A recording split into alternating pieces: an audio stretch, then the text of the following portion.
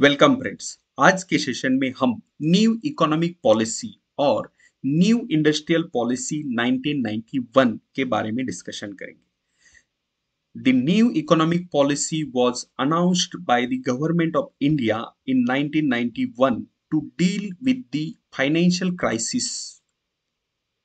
Okay, so the main purpose of this economic policy was to deal with the financial crisis. ये जो financial crisis था 1991 का ही, उसको tackle करने के लिए गवर्नमेंट ऑफ इंडिया ने न्यू इकोनॉमिक पॉलिसी अनाउंस की थी। ओके, तो प्रीवियस ईयर के क्वेश्चन पेपर में आप देखेंगे कि ये न्यू इकोनॉमिक पॉलिसी किसने अनाउंस की थी, इस पे भी क्वेश्चन है। तो the policy was announced by the government of India to deal with the financial crisis. Because of this financial crisis, ये जो फाइनेंशियल क्राइसिस था 1991 का, India's foreign exchange reserves where at its lowest level. तो India के foreign exchange reserves थे ये एकदम कम हो चुके थे, and the government was not able to repay its borrowings from abroad. तो ये सब बैकग्राउंड था, ये सब रीजंस थे न्यू इकोनॉमिक पॉलिसी अनाउंस करने के पीछे। एक तो फॉरेन एक्सचेंज रिजर्व्स बहुत कम हो चुके थे and government was not able to pay its borrowings from the abroad. अभी ये जो रीजंस है, ये रीजंस हम आगे जाके डिटेल में डिस्कस करेंगे, क्योंकि बहुत सारे रीजंस थे। ये जो फाइनेंशियल क्राइसिस आया था इंडिया में 1991 में, इसके बहुत सारे रीजंस थे। इसके बारे में हम आगे जाके डिस्कशन करेंगे। बट इनिशियली जो न्यू इकोनॉमिक पॉलिसी है, ये न्यू इकोनॉमिक पॉलिसी क्या थी, इसका पर्पस क्या था, और न्यू इकोनॉमिक पॉलिसी में क्या क्या स्टेप्स लिए गए थे, क्या क्या मेजर्स लिए थे गवर्नमेंट ऑफ इंडिया ने, उसके बारे में डिस्कशन करेंगे। Then next point says the new economic policy. In the new economic policy the following measures were taken. तो कौन कौन से स्टेट या मेजर स्टेट लिए गए थे? तो फर्स्ट दिया था कि open the reserve sectors for private players. So in this new economic policy, reserve sectors were open for the private players. मतलब कुछ ऐसे सेक्टर्स अभी भी है कि उस सेक्टर में सिर्फ गवर्नमेंट ही बिजनेस कर सकती है, कि लाइक स्पेस रिसर्च है, या डिफेंस रिलेटेड कुछ सेक्टर्स है, या एटॉमिक एनर्जी। अभी एटॉमिक एनर्जी में कोई भी प्राइवेट बिजनेसमैन अपना बिजनेस स्टार्ट नहीं कर सकता। ये सेक्टर्स अभी गवर्नमेंट के लिए ही रिजर्व है। तो 1991 के पहले बहुत सारे ऐसे सेक्टर्स थे जो गवर्नमेंट के लिए रिजर्व थे। इसमें मैं दो एग्जांपल देता हूँ। कोई एक ब्रॉडकास्टिंग जो टेलीविजन सेक्टर से रिलेटेड था। तो आप जानते हैं कि 1991 से पहले सिर्फ एक ही ब्रॉडकास्टिंग चैनल था टेलीविजन पे, वो दूरदर्शन था। बट 1991 के बाद क्या हुआ, बहुत सारे प्राइवेट प्लेयर्स आए, लाइक जी बिजनेस उसी टाइम पे आ गया। मतलब जी का जो अलग अलग चैनल्स है, टेलीविजन चैनल्स, वो आ गए। तो 1991 से पहले टेलीविजन या ब्रॉडकास्टिंग सेक्टर गवर्नमेंट के लिए रिजर्व था।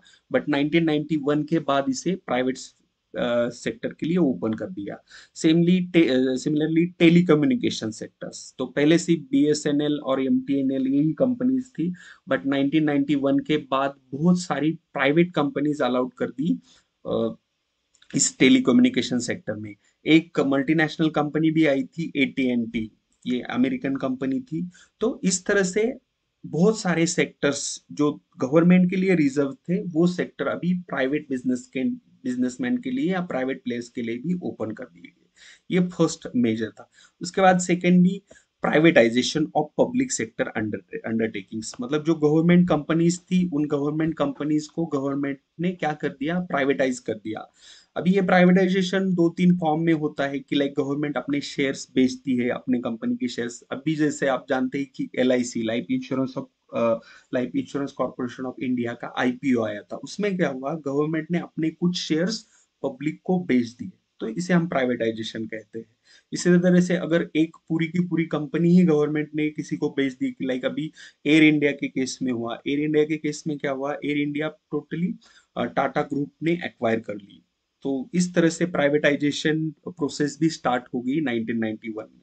उसके बाद opening the Indian economy for MNCs. Multinational companies के लिए इंडियन इकोनॉमी ओपन कर दी गई। मतलब कोई भी बड़ी मल्टीनेशनल कंपनी अब इंडिया में बिजनेस कर सकती थी इस रिफॉर्म के बाद, या इस न्यू इकोनॉमिक पॉलिसी के बाद। उसके बाद reducing import duties on various goods and services, तो अलग अलग गुड्स एंड सर्विसेज थे उन पे जो इंपोर्ट ड्यूटी लगती थी वो इंपोर्ट ड्यूटी भी कम कर दी गई। तो ये जो 3 पॉइंट्स है, ये 3 पॉइंट्स जो मेजर रिफॉर्म्स है which were happen in the form of LPG, इसे हम लिबरलाइजेशन, प्राइवेटाइजेशन एंड ग्लोबलाइजेशन कहते हैं। तो इसलिए the measures taken under the new policy are popularly known as LPG reform, इसे हम एलपीजी रिफॉर्म भी कहते हैं।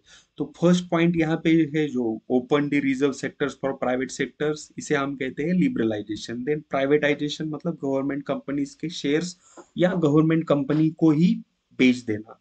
उसके बाद opening the Indian economy for MNCs, इसे हम ग्लोबलाइजेशन कहते हैं। तो ये जो न्यू इकोनॉमिक पॉलिसी है, इस न्यू इकोनॉमिक पॉलिसी में जो भी मेजर्स लिए गए, जो भी स्टेप्स लिए गए, इसे पॉपुलरली हम एलपीजी रिफॉर्म भी कहते हैं, right. And the main objective of the new economic policy was to improve the efficiency and productivity of the economic system in India. तो ये जो न्यू इकोनॉमिक पॉलिसी गवर्नमेंट ने अनाउंस की थी, इसका मेन पर्पस था to increase the efficiency and productivity of the economic system in the country. तो ये जो इंफॉर्मेशन है यहाँ पे आप देख सकते हैं, ये बेसिक इंफॉर्मेशन है about the new economic policy. तो आप जब भी इस पे लॉन्ग आंसर क्वेश्चन लिखेंगे तो इनिशियली ये पॉइंट्स लिखिए इंट्रोडक्टरी पार्ट में। तो इससे आपका जो स्टार्ट है क्वेश्चन का, जो आंसर आप लिख रहे हैं, उसका जो स्टार्ट है वो अच्छा हो जाएगा, क्योंकि इसमें हम न्यू इकोनॉमिक पॉलिसी या न्यू इंडस्ट्रियल पॉलिसी के बारे में बेसिक इंफॉर्मेशन बता रही है और कुछ मेजर्स लिए गए उसके बारे में मेंशन कर रहे हैं, ठीक है। अभी आपको जब भी ये क्वेश्चन लॉन्ग आंसर्स के लिए डिस्कस करना है तो इसे 3 पार्ट में डिस्कस करना है। फर्स्ट आपको रीजन लिखने हैं और कॉजेस, रीजन और causes of financial crisis of 1991।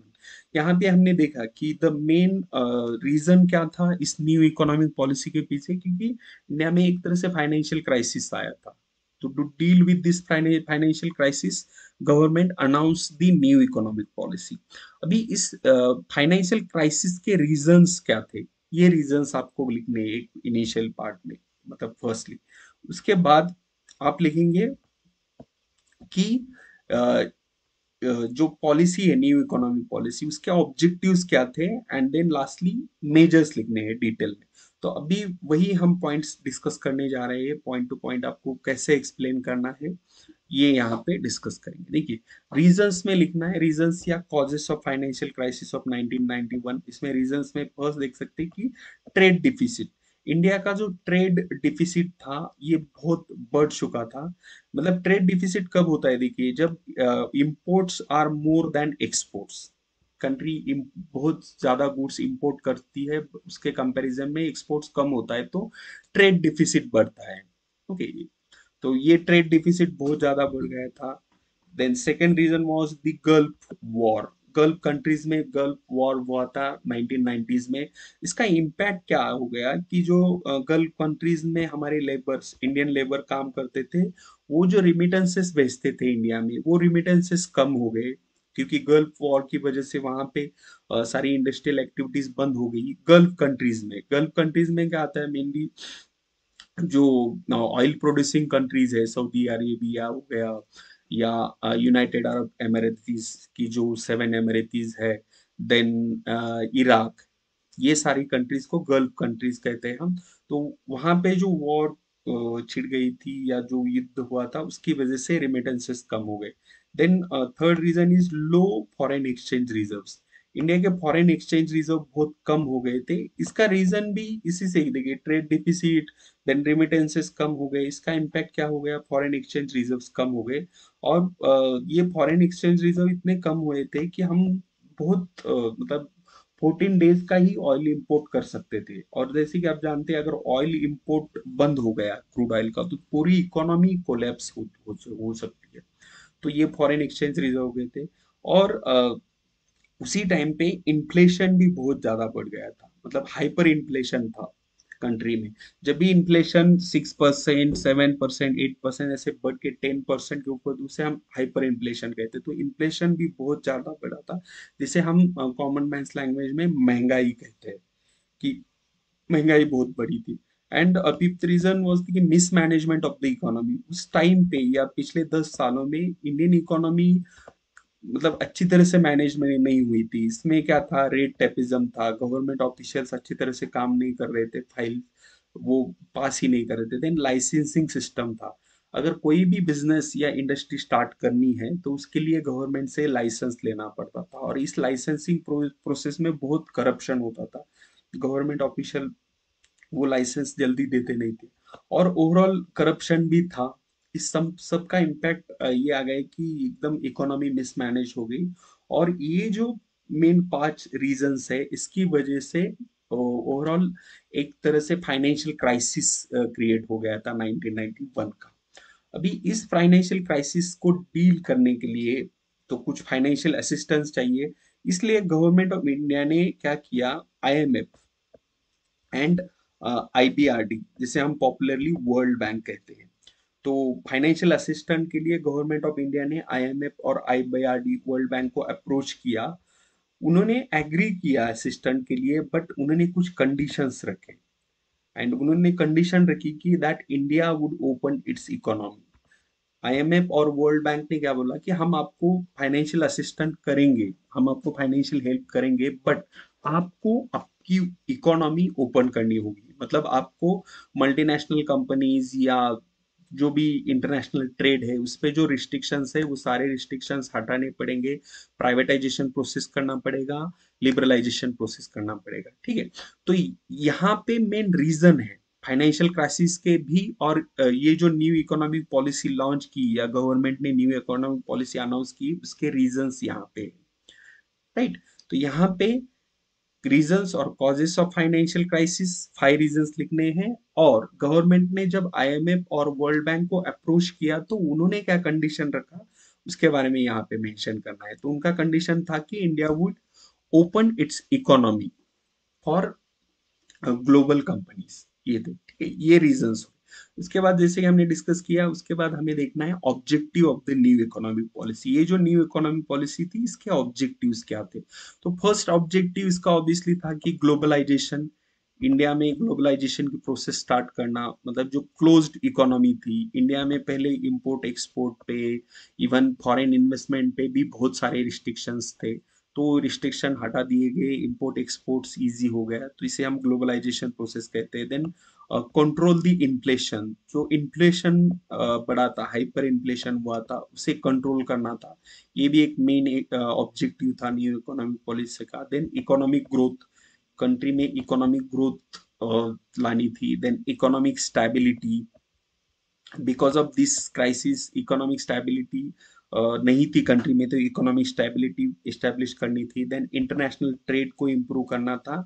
And lastly encourage the participation of private players in the industry. जो प्राइवेट बिजनेसमैन थे उनका पार्टिसिपेट एंड इंक्रीज करना।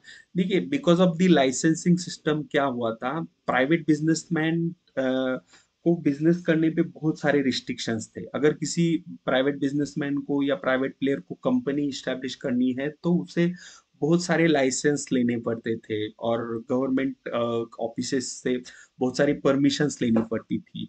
तो ये सारे रेट टेपिज्म या लाइसेंसिंग सिस्टम ही बंद कर दिया 1991 में। और प्राइवेट प्लेयर का पार्टिसिपेशन इंक्रीज करना, ये भी एक ऑब्जेक्टिव था इस न्यू इकोनॉमिक पॉलिसी का। ठीक है। तो ऑब्जेक्टिव्स में इस तरह से आप 5-6 पॉइंट्स एक्सप्लेन करना है आपको। देन उसके बाद मेन इंपॉर्टेंट पॉइंट कि मेजर्स क्या लिए थे। तो न्यू इकोनॉमिक पॉलिसी में जो मेजर्स लिए थे उसके बारे में हमने पहले भी डिस्कस किया है इंट्रोडक्टरी पार्ट में, बट अब यहाँ पे डिटेल में डिस्कस करना है। तो इसमें फर्स्ट मेजर था लिबरलाइजेशन मेजर्स। जैसे हमने इनिशियली डिस्कस किया, LPG reforms, that is liberalisation, privatisation and globalisation. तो लिबरलाइजेशन मेजर्स जो है फर्स्ट, उसमें क्या क्या पॉइंट मेंशन करने हैं, देखिए। फर्स्ट, लिबरलाइजेशन हुआ मतलब क्या हुआ कि open the reserve sectors for private players. तो जो भी रिजर्व सेक्टर्स थे वहां पे प्राइवेट बिजनेसमैन या प्राइवेट कंपनीज को अलाउड किया गया। ये लिबरलाइजेशन में फर्स्ट मेजर है। Then banks were allowed to determine interest rate. जो भी कमर्शियल बैंक्स थे उनको अभी उनके इंटरेस्ट रेट खुद